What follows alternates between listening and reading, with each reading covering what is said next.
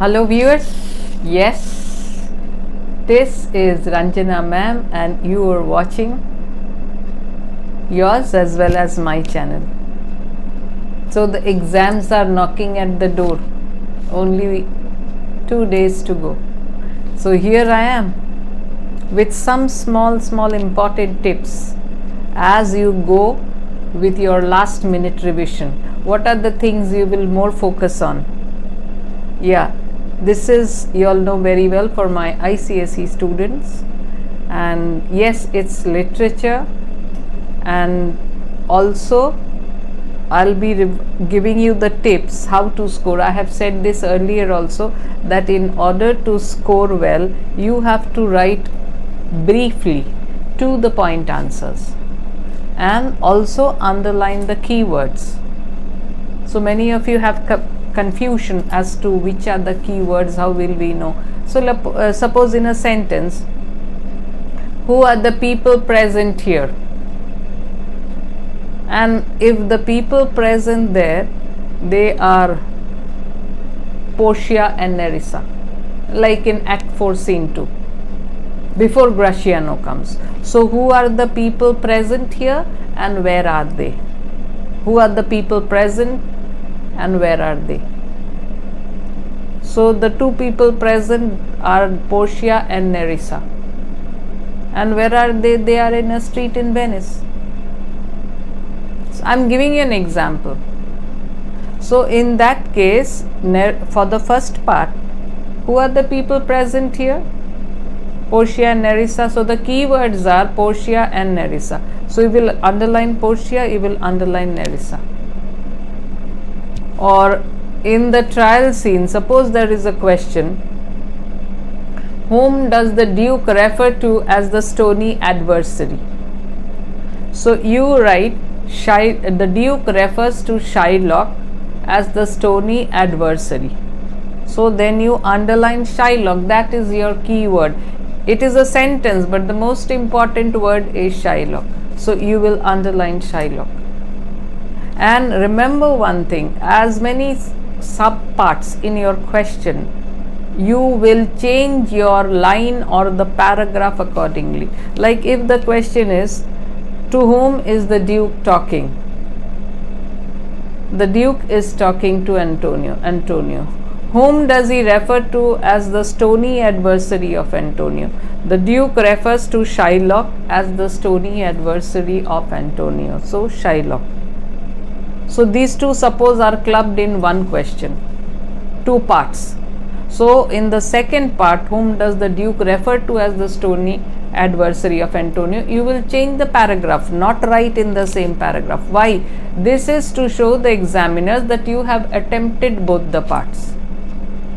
I always keep telling you this, so this is nothing new. Another thing which I always say is that if you want your answers to be free from grammatical errors, just write short, simple sentences. Because when you tend to go with a number of clauses and all that, the tense, many times errors in tenses creep up. So avoid them, write in short, simple sentence. And if you want to write something more, start another sentence. Why do you need to write everything in one sentence with a number of clauses where you might lose coherence, lose track of the tense of the verb? So please don't do it. Achha, now for the chapters which are coming, you are getting 2 prose pieces, 2 poems, and Merchant of Venice, 2 acts. So 6 in all. And you will be getting 2 questions from Merchant of Venice, 2 questions from the prose and 2 from the poems. That means you all are getting 6 poems and you are supposed to do only 3, because 10 marks goes for your MCQ. So in that case, many of you must be thinking, oh, we can prepare only 1 chapter in prose, 1 chapter in poems, and 1 act nicely. My suggestion is, please don't do that. This is your boards and don't take it lightly. So prepare both of them. What is the harm if you prepare both? At least prepare both the poems, both the prose, If you want, you can leave one in Merchant of Venice, but my suggestion is don't leave, because you don't know what type of questions may come. Suppose the ones you have prepared,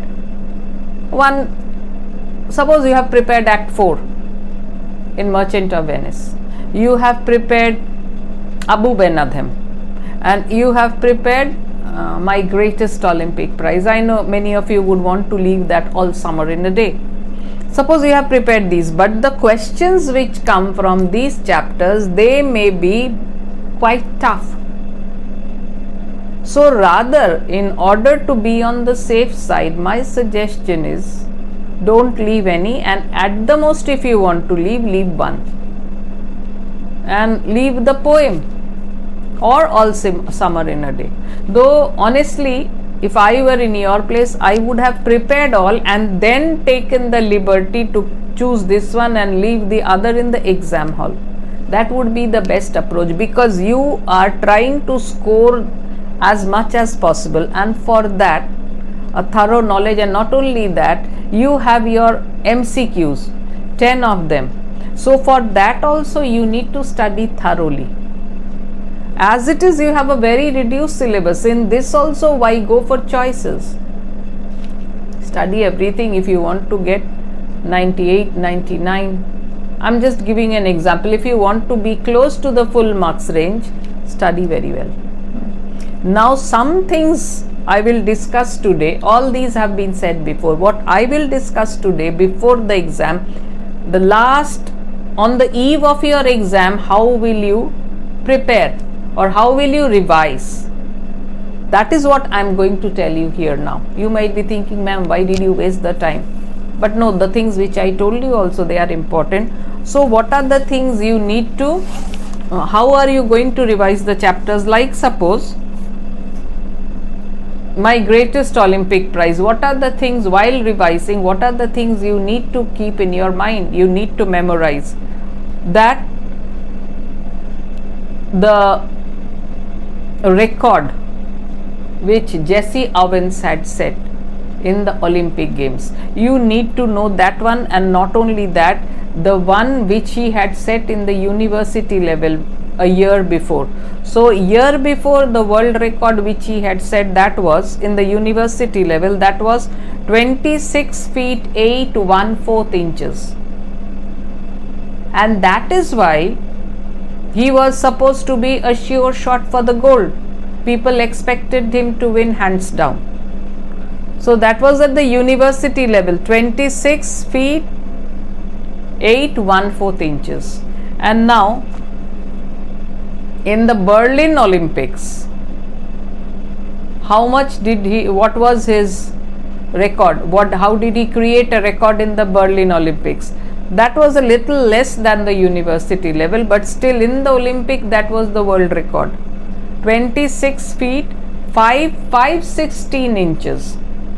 Not 6, not less than 5, not just 5'16" inches in the Berlin Olympics. And what was the event? Remember it, running broad jump.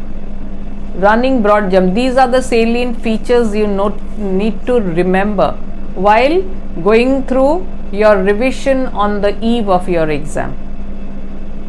And what distance did he travel? 3,000 miles.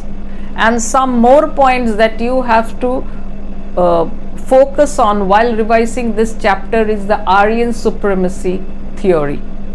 So what is it?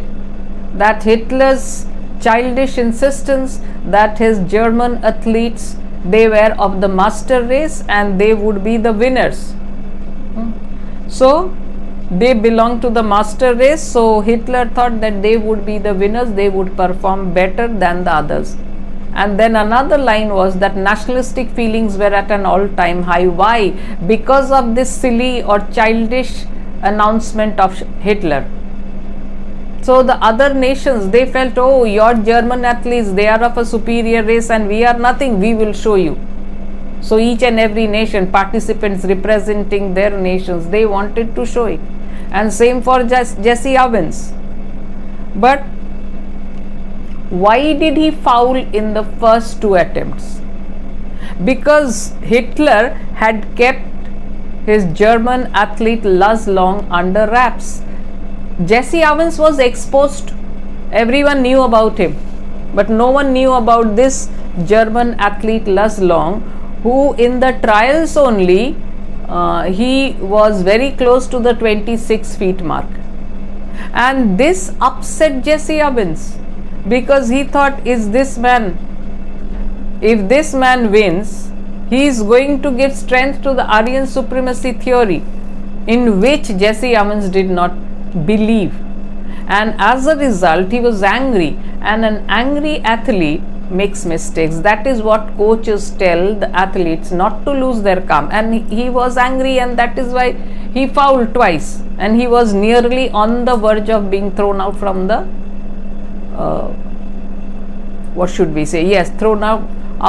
He was nearly on the verge of being thrown out from the finals, not allowed to reach the finals. And then a wonderful sportsman, Luz Long. So you have to keep in mind all the things Jesse Owens has mentioned about Luz Long. His physical appearance and the way he comes. He is also a very strong contender for the gold. But yet he comes and he offers a very valuable tip to Jesse Owens. That shows what a true sportsman he is.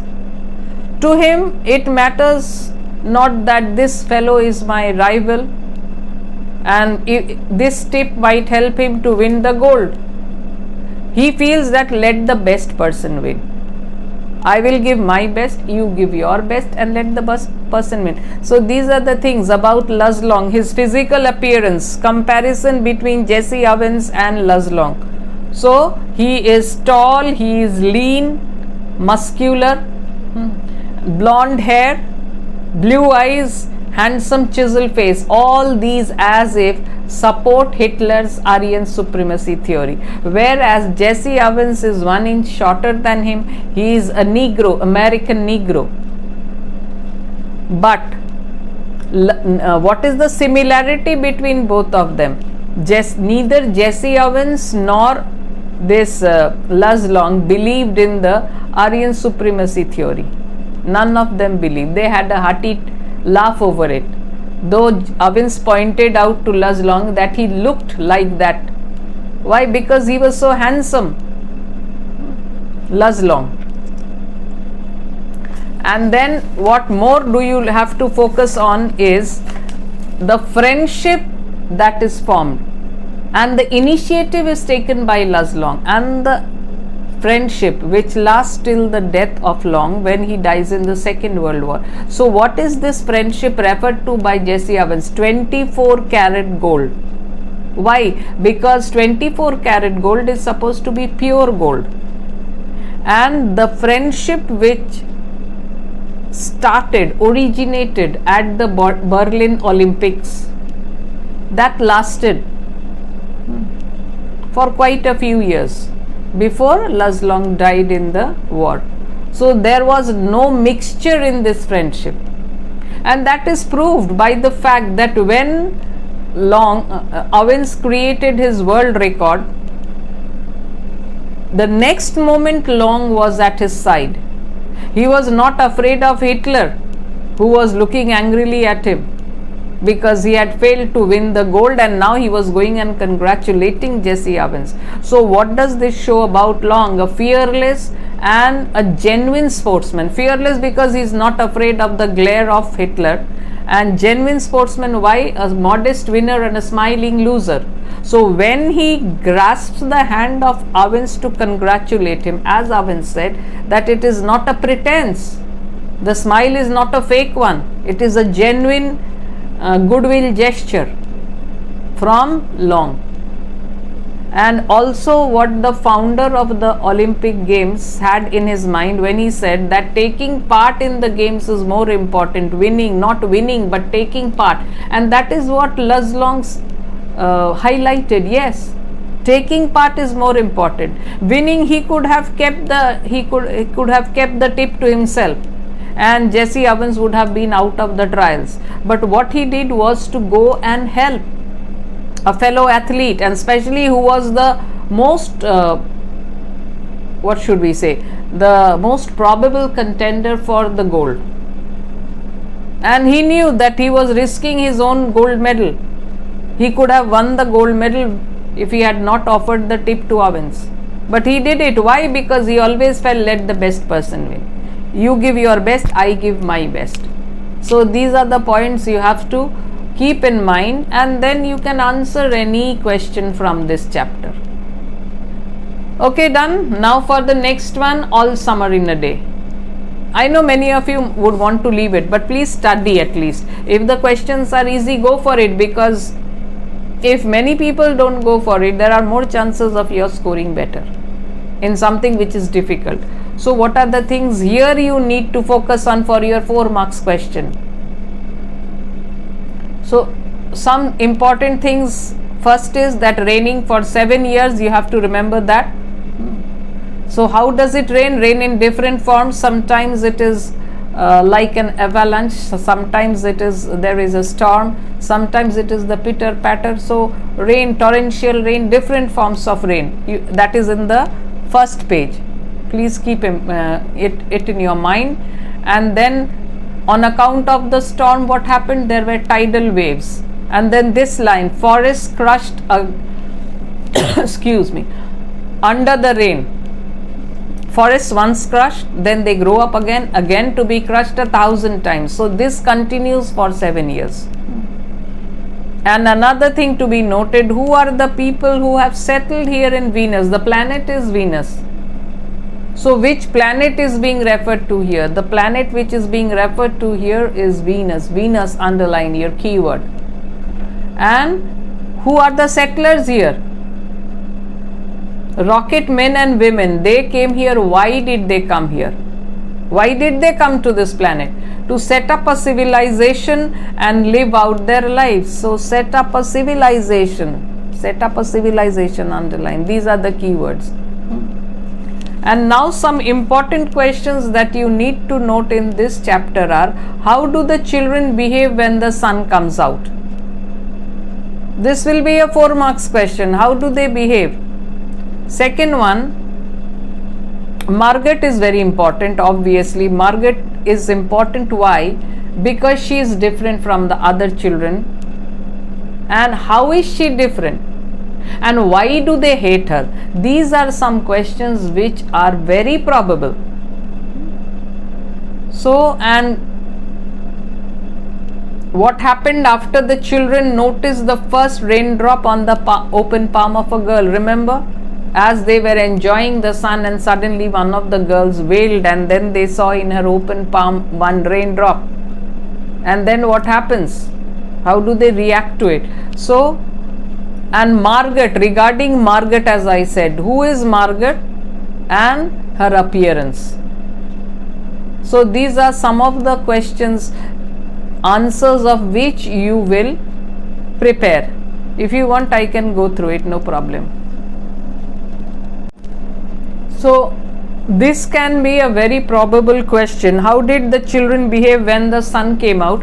So from where will you start your answer? The moment the teacher tells them that you've got only 2 hours. So they were running and turning their faces up to the sky and feeling the sun on their cheeks like warm iron. They were taking off their jackets and letting the sun burn their arms. So this is one. Again you have it here. How are they, or what are they doing in the jungle? The children lay out laughing on the jungle mattress. They ran among the trees. They slipped and fell. They pushed each other. They played hide and seek and tag. But what did they do most of the time? They squinted at the sun until tears ran down their faces. They put their hands up to that yellowness. They breathed of the fresh air and listened to the silence which suspended them in a blessed sea of no sound, no motion. They tried to look at everything and enjoy everything. Why? Because For 7 years they had been imprisoned in that tunnel, underground tunnel. And before this, when the sun had come out earlier, they were just 2 years old. So this is for the first time they are allowed to come out and enjoy themselves. So these are the things you will write in your 4 marks question if you get a question of this sort. How did the children behave when the sun came out? So you know what to write in this one. And then, why did the children hate Margaret? So this is one very important question. Their hatred for Margaret. One is that she would not play games with them in the echoing tunnels of the underground city. If they tagged her and ran, she stood blinking after them and did not follow. And when they sang of happiness and life, she just hardly moved her lips. But when they sang about the sun and summer, she joined. And another thing is that they realized that she was different. She wouldn't allow the water to touch her, and they hated her. Another big reason was that they were jealous. She was supposed to get back to the earth the following year because she was so ill in this planet. And the children hated her because of her appearance. Her pale snow face, her waiting silence, her thinness, and her possible future. Possible future in the earth where she will be able to see the sun every day, whereas they would be longing for the sun which would make its brief appearance only in 7 years, and that also for 1 hour or 2 hours. So only the teacher has mentioned 2 hours, but everywhere it is mentioned 1 hour only. So let's go for the 1 hour. And then another question which I just said is about Margaret. You might get a question, so please go through that paragraph or those places where you'll find your answers to the question, who is Margaret? Describe her appearance. So Margaret is also a child of the same age as these, but the difference is that she has come from the earth only 5 years ago, when she was 4 years. So for 4 years she had been on the earth. She had seen the sun much more than them, and that is why she is a bit different from them. And what is her appearance? How does she look? So this also makes her different. She was a frail girl. So write all these points. She was a frail girl who looked as if she had been lost in the rain for years. The rain as if had wiped out all the color from her eyes. So the blue of her eyes washed out, the red from her mouth, the yellow from her hair. So she looks very pale. Her appearance, a very pale appearance, as if the rain of Venus has washed away all the colors. The blue of her eyes, the red of her mouth, and the yellow of her hair. And another line, very important, she was like an old photograph, dusted from an album, whitened away. So in the days, not now, in the days of the black and white photographs, so how they looked. So she was an old photograph, dusted from an album, whitened away. And if she spoke at all, she most of the time did not speak. She was quite reticent, but when she spoke, as if the voice would sound like that of a ghost. So this is something you will write if you are asked about Margaret. Margaret is quite important in this chapter. And then I said another one. This one also you will focus, because these are the places where you can't try to make up. Nowhere can you make up, but here are some factual points if you get a question. And that is why I am saying read everything, all the chapters. What happened after the children noticed the first raindrop on the palm of a girl? So remember, a girl cries out, and then they run to her and they find in her open palm a drop of rain. And how do they react after that? So they glanced quietly at the sun. So when she starts looking at it and cries, the rest of the children, they glance quietly at the sun. That is the next immediate reaction. And not only that, after that, a few cold drops fell on their noses and their cheeks and their mouths. Then what happened?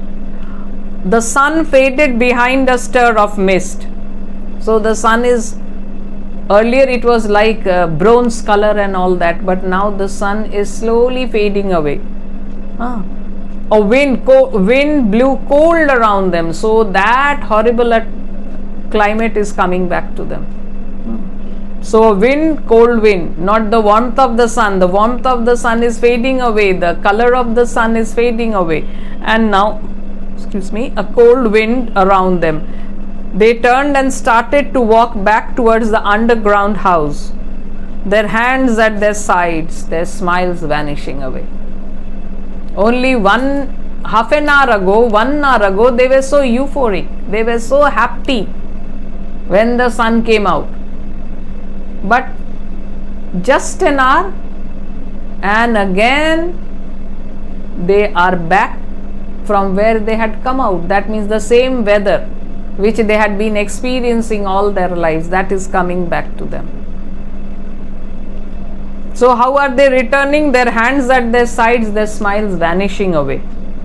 A boom of thunder startled them, and like leaves before a new hurricane, they tumbled upon each other. And then why? To escape the rains. Soon it will start raining like anything, and they don't want to get wet in the rain, so they are running back to their underground tunnel. So these are the things we will have to mention. So focus on these parts, read the whole chapter, but focus on these in case you get questions like this. The questions which I had mentioned: how do the children behave when the sun comes out? Obviously quite important. Why did the children hate Margaret? What happened after the children noticed the first raindrops on the palm of the girl? And who is Margaret? Describe her appearance. So these are all fit for a 4 marks answer. Okay, all these questions. So prepare them. So the 2 prose piece, I have told you where to pay more focus while you do your last minute revision. You have read these chapters many times, but now focus on these while going through it. Last minute revision. And then your 2 poems, they are small ones. Abu Ben Adhem, it is a story, and same for a very short one. You don't need much preparation. And the second one, 9 gold medals. So in Abu Ben Adhem, what type of poem it is? A didactic poem. And what message is the poet trying to convey? Read that. What message is the poet trying to convey through this poem? Service of humanity is the best form of worshipping God. That means if you really want to worship God, not showing to the others, I love God, I worship Him, going to the temples and donating. No. So what is the message that the poet wants to convey to his readers? That service of humanity is the best form of worshipping God. God loves those who love their fellow men. So if you want to receive the blessings and love of God, you must love your own fellow men. That means you are told to be philanthropic. Philanthropic is a person who does good to others. And Abu Ben Adhem, he is quite peaceful. You might get a question: why is he not afraid when he talks to the angel and all that? So he is a peaceful person. He has not done anything wrong. He is an honest and a noble person, a righteous person, and naturally he is not afraid to speak to the angel. And then peaceful sleep. So his noble deeds, they give him a peaceful sleep. And the comparison of the angel, you might get a 2 marks question: what is the angel compared to? The angel, because of its grandeur and freshness, is compared to a fresh lily, a lily which is just blossoming up. So these are the things you need to go through in your Abu Ben Adhem. These are the points you need to remember while you are preparing. It's a very small chapter. I know many of you would be wanting to go for the poems. And then in 9 gold medals, the second poem. So which are the things? Actually it is a poem, but it it is a story in the form of a poem. So the poem 9 Gold Medals, whenever I teach this, I try to point out that there is a similarity, means which shows true sportsmanship. So this 9 gold medals, here it is a special Olympics for the specially abled or differently able people, and one athlete, all of them, just like Jesse Owens had sweated for 6 years, here also all of them, all the participants, they come from different countries and they have all practiced for years to come to this place. And naturally, when the race starts and the youngest of them, he stumbles and falls, can you imagine the frustration that is in his cry when he gives out a cry of anguish? So what do the other competitors do, other participants? The moment they hear this cry, instead of carrying out with their race, the 100 meters race. Yeah, another thing you have to notice while you are preparing, this is a 100 meters race. Another thing is that it is the last event. 2 small points to be noted. Another thing is how many participants. There were 9 participants. This is the third thing to be noted. These are small things. And what happens the moment they hear the cry of this fallen contestant, instead of carrying on with their race? Why? Because they had labored for this. They had all come with the hopes of winning a medal. But what did they do? They came back one by one and helped this fellow to his feet, and then they held the hands of each other and walked to the winning post. So what does this poem highlight? It highlights humanity. It highlights true sportsmanship. It is in stark contrast to the sportsmanship that we are to find in today's world. So today's events, they are very competitive. No one will leave you an inch. No one will offer you a tip like Laslong did to Jesse Owens. So they are very professional.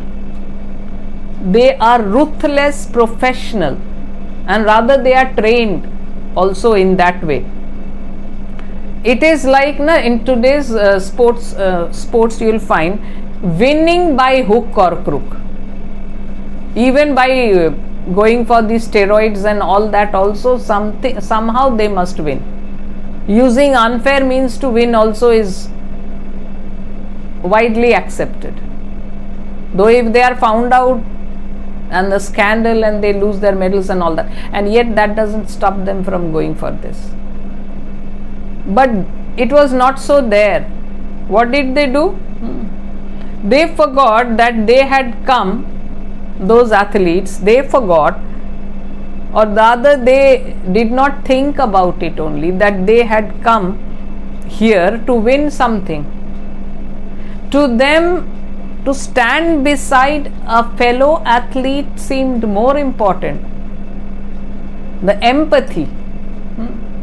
So this is what the poet is trying to convey. So these all 8 contestants, the dream of that fallen contestant is shattered, and these 8 contestants, they forget their dream. Their dream is not shattered. They could have very well run and got their gold or silver or bronze, but they forgot it. Why? Because to them what was more important was the humanitarian ground. To stand beside this fallen athlete, pick him up to his feet, a brother, the fraternity feeling. So these are the things that have to be highlighted. Just a poem, no. You might get a critical question. That is why I am saying prepare everything. You might be given to contrast the sportsmanship you find in today's world and of the past. Or you might be given what does the poet try to convey through this poem, not just small pieces from the poem. You might get critical questions from this. So 9 gold medals. So the best part which of this poem is that yes, stand beside your fellow competitor. Don't think that he is a rival and you are after his blood and something like this. So there are some questions in this poem which can be of importance to you all. They can be probable. Like suppose the extract, then all 9 runners joined hands and continued. So the 100 meters reduced to a walk. They were supposed to run this 100 meters. But what did they change it into? They changed it into a walk. They reached the winning post walking, not running. Why? Because this fellow had fallen. He could not run, and that is why they also walked along with him.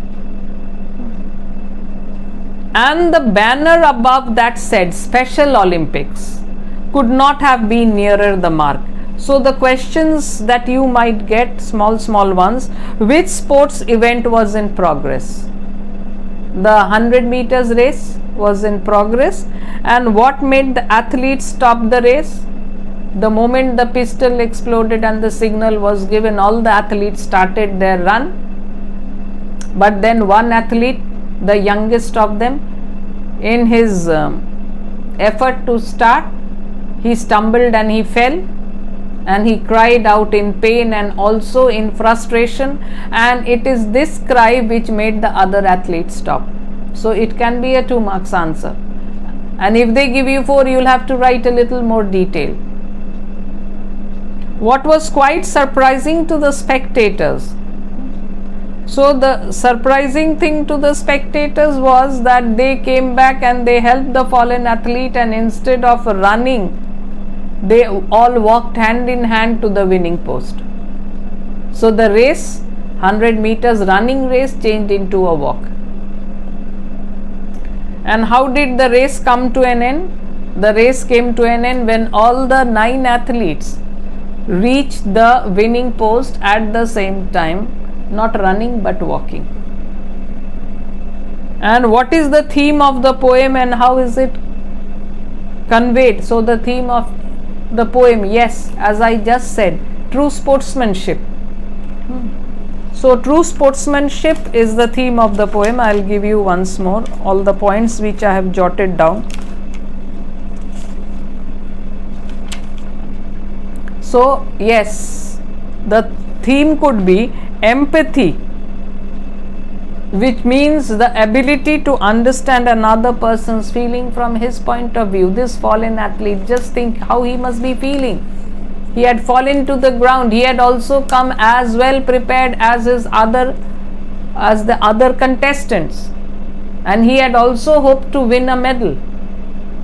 And yet what happened was that he fell to the ground, and all his hopes, years of practice, they became futile. So put yourself in the shoe of another person and feel it. Put your feet in the shoe of another person. That means put yourself in the same situation as that of another person, and then think and then feel. So all the other athletes, they felt, what if I had been in his place and the others had walked or continued their run? How would I have felt? So understanding the feelings of others from their point of view, and this is what makes them stop and come and pick him up instead of being indifferent. Oh, who cares? Let him lie down there. Very good, one less to compete. Today's world, they'll think like that, but the specially abled ones did not do that.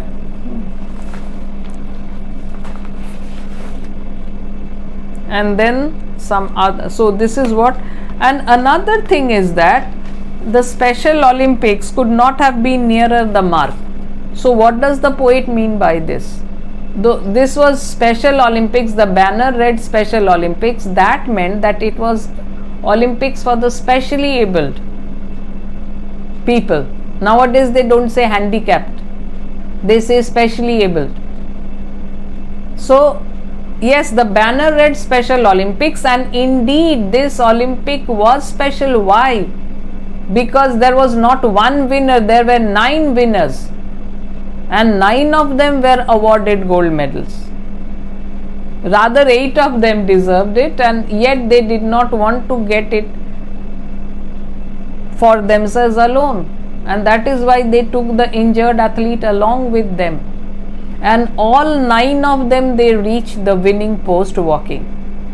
So not 1 gold medal given, but rather 9 gold medals given. And why was it given?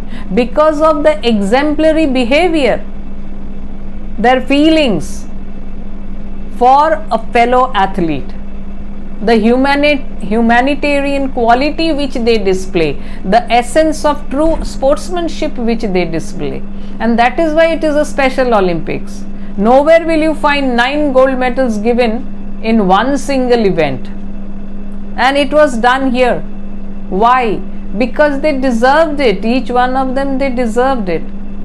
So that is why it is said that, and the banner above that said Special Olympics could not have been nearer the mark. So you might get a question like this, that explain the 2 lines like this, or it might be that Special Olympics, how does the poem justify the banner Special Olympics, or how does the incident justify the banner Special Olympics?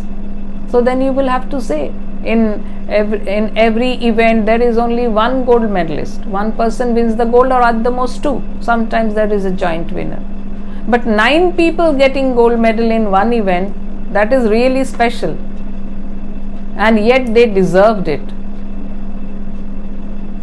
So now I have discussed how you will revise on the eve of your exam the 2 poems and the 2 prose. So what is left is Merchant of Venice. So in Merchant of Venice, this speech of the Duke, when he tells Antonio, I am sorry for thee, thou art come to answer a stony adversary, an inhuman wretch, incapable of pity, void and empty from any dram of mercy. This speech can come. Of course, you all have found in the specimen papers the mercy speech. Mercy speech is without any doubts, undoubtedly the most important one here. It has also come earlier in the boards.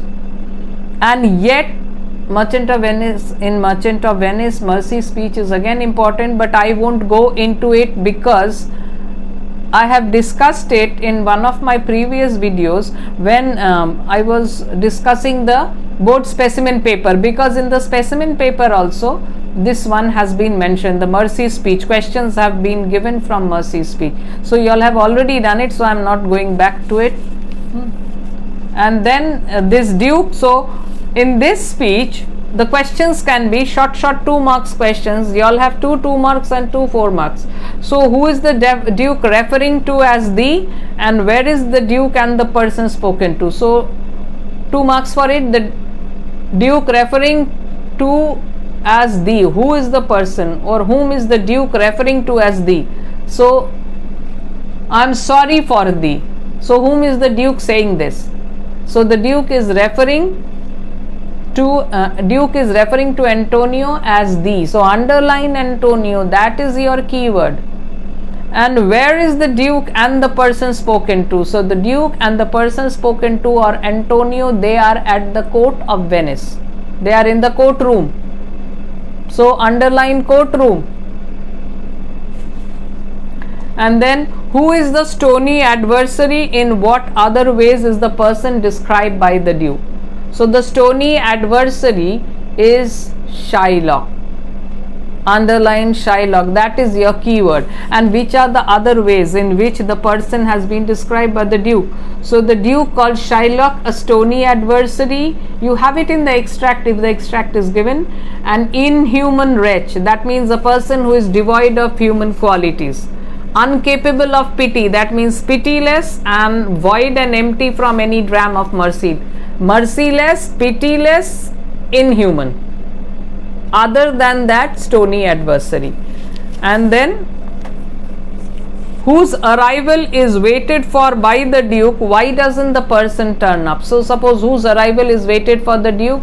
The arrival of Dr. Bellario, a noted doctor who lives in Padua. His arrival is awaited by the Duke because the Duke has sent a message to Dr. Bellario to come and fight Antonio's case. And why doesn't the person turn up? The person doesn't turn up because he gives this excuse, or rather the person doesn't turn up because he is not well. He expresses his inability to be his inability to be present at the court of Venice due to his illness. So he tells, I am not well. And then who comes instead, and how does the person handle Antonio's case? Because these are the things, you might not get exactly this type or in toto these words, but you need to remember these things. So who comes instead of Dr. Bellario? Instead of Dr. Bellario, Balthazar comes. Balthazar, who is actually Portia, she comes there with a letter of recommendation written by Dr. Bellario. Anyone and everyone won't be allowed to fight the case. And then another question is, how does the person handle Antonio's case? Dr. Bellario speaks highly about this noted doctor from Rome, who is in reality Portia. And Portia has already been helped by Dr. Bellario with notes, but her sound understanding of the case and the way she handles it deftly turns the tables in favor of Antonio against Shylock. So Shylock had come here very confidently that he would be able to get rid of his worst enemy Antonio. But at the end of the scene, we see Shylock as a defeated man leaving the court of Venice. Yes, he is under orders to hand over half of his property to Antonio and also to become a Christian, to become a convert to Christianity. Something which is worse than death for him. Why? Because he hates the Christians from the core of his heart, and for that person to convert to a Christianity is worse than death. So it seems as if Antonio is so charitable. He tells, yes, so that he lets me use this to be handed over to his daughter and son-in-law Lorenzo. The Duke also has shown mercy. How? By allowing Shylock to have his property only and letting him go with just a fine, provided he is sincere in his apologies, provided he apologizes sincerely for the crime he had committed. He had tried to take the life of a citizen of Venice. So this is one. And suppose some more questions could be that when Portia allows Shylock that you can go and cut off the pound of flesh, but she puts forward some questions and conditions. You have to remember these conditions, because these are the conditions which turn the tables in Antonio's favor against Shylock. So what condition does Portia lay down before Shylock as she allows him to cut off the flesh from Antonio? So what does she tell him?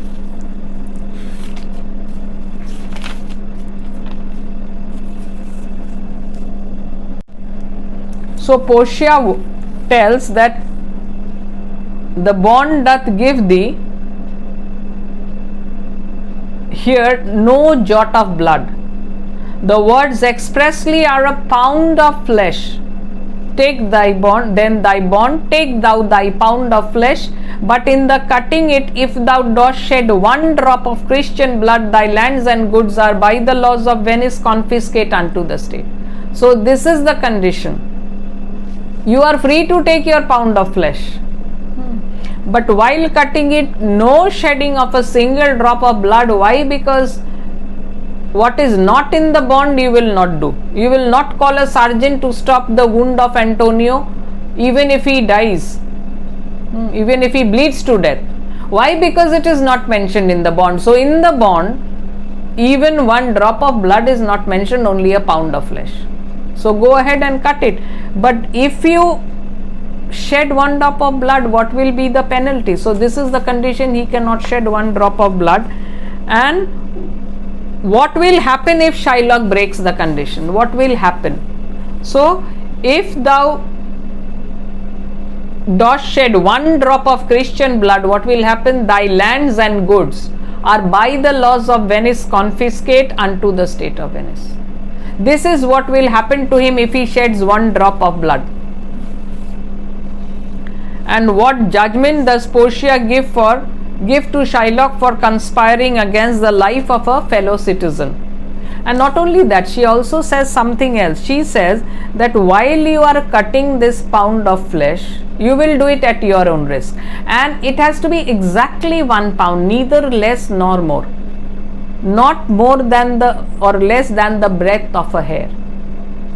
And if you do that, what will be your penalty? You will die and all your goods will be confiscated. So first she tells you cannot shed one drop of blood. Remember these are the small things that are to be read or focused when you are revising just before your exam. So you cannot shed one drop of blood, then your property will be confiscated. And if you cut more or less than 1 pound, it has to be exactly 1 pound, then what are the punishments you are liable to? And it should not be even the breadth of a hair, more or less. And if it is done, then what will happen? You will die, your property will be confiscated and you will die.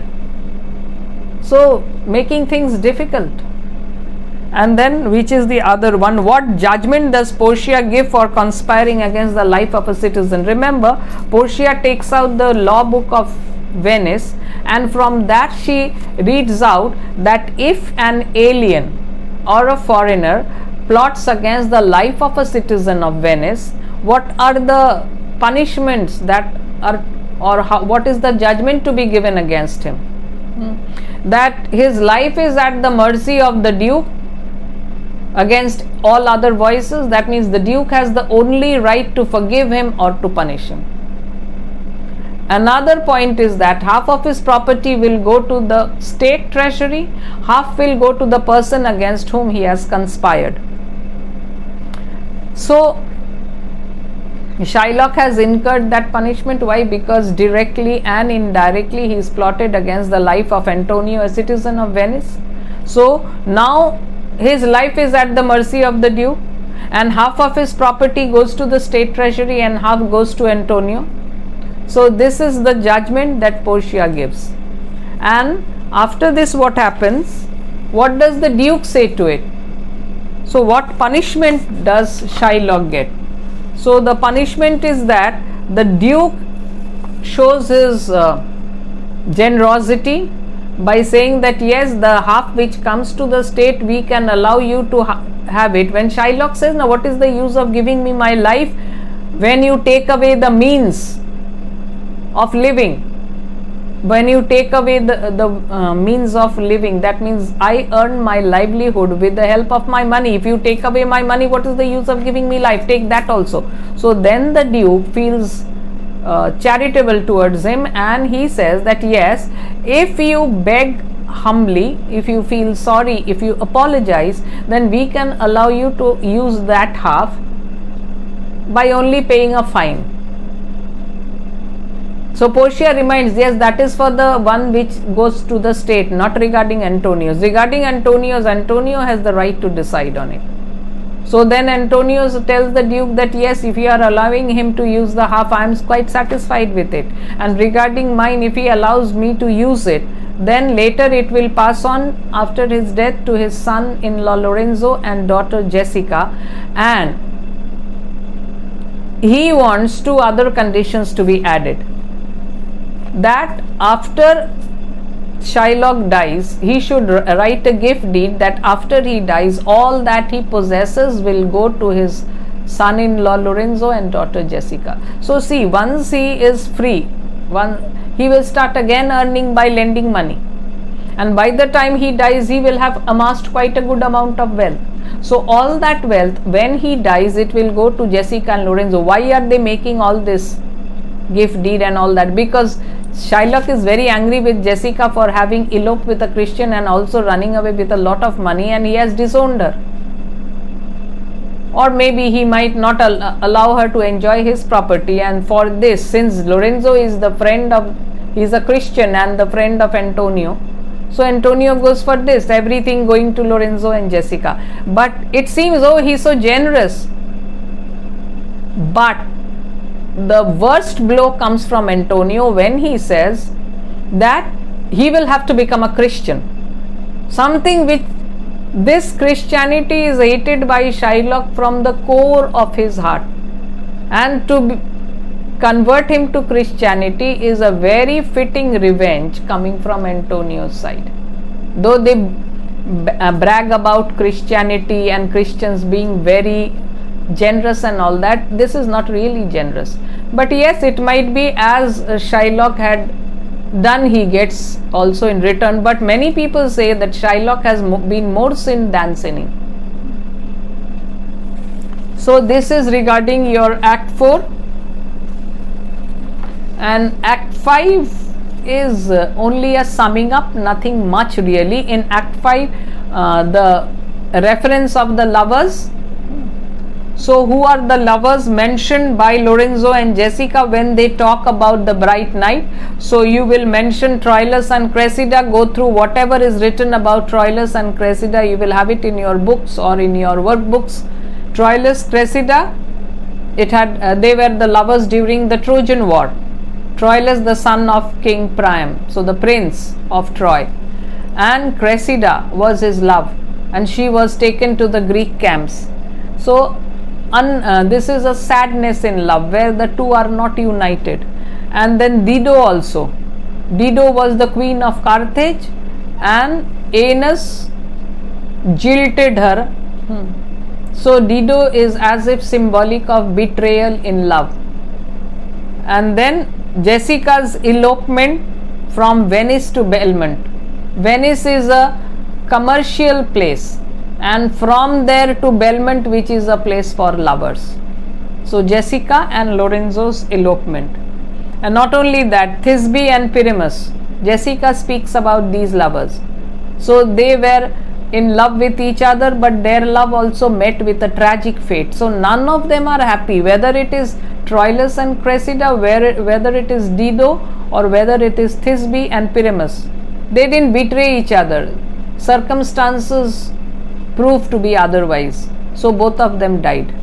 And then Medea. So here she was so much in love with Jason that she helped him to acquire the golden fleece, and then Jason took her to his kingdom and they got married. And here she is being referred to. Why? Because in such a night she gathered the magical herbs with which she renewed the youth of her father-in-law Aeson, Jason's father.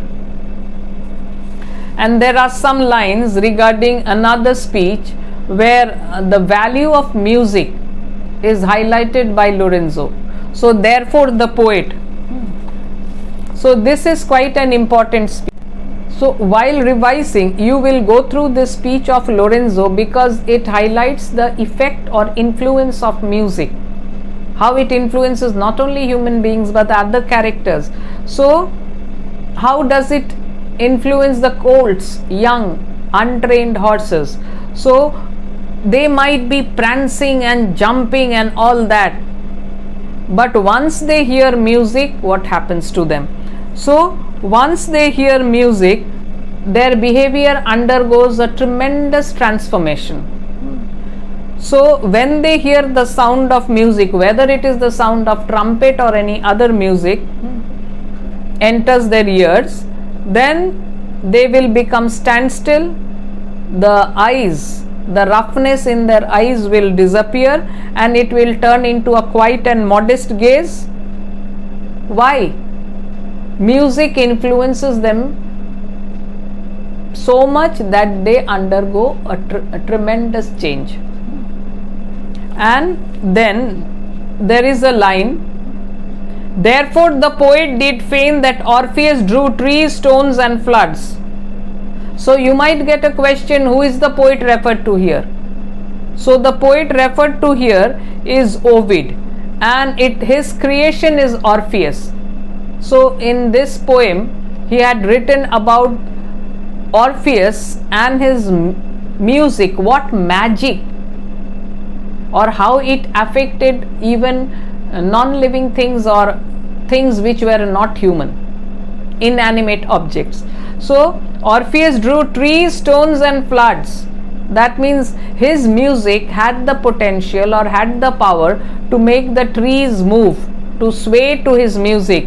The trees, the stones and floods, what does this mean? He had the power to change his music, not he. His music had the power to change the course of the rivers. Yeah, in our ancient India also, the musicians had that power, Tansen and all that. They had the power to bring in rains. Deepak Rag to light up the diyas. And not only that, the other questions are, what is Lorenzo's opinion of the person who is not affected by music or not influenced by music? So, not influenced by music, you have it here. The man who hath no music in himself, nor is moved with concord of sweet sounds, is fit for treasons, stratagems and spoils. The motions of his spirits are as dull as night, and his affections as dark as Erebus. So read these 3 lines, because if you get a question of this type, that what does Lorenzo say about a person who is not influenced by music? So a person who is not influenced by music, who has no love for music, that person is capable of anything vicious. He is capable of treachery, he is capable of dishonesty, he is capable of intrigue, and his soul is as black as the night, and his wishes or inclinations, they are as dark as hell. So this speech is important. While revising, go through this speech very well. And then again the ring episode. Why does Nerissa pick up a quarrel with Gratiano? Yeah, both of them, they had got the rings from their husband. So why does Portia and Nerissa quarrel with their husbands? So they quarrel with their husbands. Why? Because the ring is not in their fingers. Nerissa and Portia very well know where the ring is. It is with them. But this is a mock quarrel. And why does Antonio feel sad, and how does Portia console him? Antonio feels sad because he feels he is responsible for all this.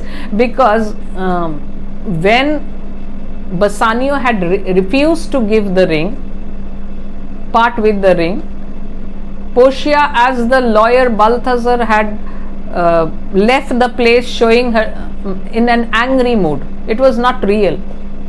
In an angry mood, and then Antonio had told him that go and give him this ring. Yes, Antonio had told him that yes, your love for me and the lawyers'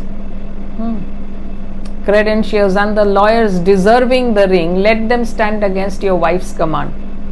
So then Bassanio also felt very ashamed, and because of Antonio, the man who had risked his life for his sake, he could not refuse Antonio. He had refused the lawyer, and he was very embarrassed because he had made the offer, and now when the lawyer asked for the ring, he had refused. But when Antonio makes this request, he could not refuse Antonio, because only a little while ago Antonio was in the danger of losing his life, and it is because of this lawyer that Antonio is saved. So how could he refuse Antonio? So because of that, he sent Gratiano with the ring. But now Antonio feels that he is responsible for the quarrel. So that is why he is sad. But what does Portia tell him? So Portia says that no, you don't need to feel sad. You are welcome here, my lord. And then she gives him a ring and tells that tell your friend not to part with this ring. And Antonio, yes, he swears that he tells that last time I had gone for my body. I had been ready to give a pound of flesh for his sake, and this time I am pledging my soul that Bassanio will never again lose this ring or never break an oath. So, and then another question could come is, what good news does she bring for Lorenzo and Antonio? So yes, good news for both of them. For Lorenzo, it's the gift deed signed by Shylock that all that he possesses will go to Lorenzo and Jessica after the death of Shylock. And for Antonio, she gives him a letter which conveys the good news that 3 of his ships which had been reported to be wrecked or missing, which had gone missing, they have come safely to the shore. So Antonio is not a poor man living on Shylock's property. He has got back quite a lot of his wealth back. So he does not have to depend upon the charity of others or the generosity of others. So it is indeed a good news for Antonio. And how is it revealed to Bassanio and his friends that Portia was the lawyer? Yes, when Portia gives the very same ring which she had taken from Bassanio, or rather which she had given to Bassanio before her marriage or during her marriage, and which she had very cleverly got from Bassanio as the lawyer, she gives that very ring to Antonio. Antonio is not aware how the ring looked, so he does not realize that this is the very same ring. But when it is handed to Bassanio, he is shocked that this is the very same ring I had given to the doctor of law. So how is it with you? And then everything is revealed that Portia was the lawyer and Nerissa was the clerk. This ring was the biggest proof that Nerissa and Portia were the ones who were at the court as Balthazar and the lawyer's clerk. Yes, so this is how, if you go through paying more importance on these points while you are revising, suppose your literature is on the 27th, 26th, whichever date it is. So you are preparing it the previous night, that is what we call the eve. So your syllabus is quite less and you can give more importance on the points I have just discussed, and I'm sure you'll score very well. So best of luck. And today I didn't say that if you have not subscribed to my channel up till now, please do, and don't forget to press the like button after having gone through the video. Yes, bye for the time being.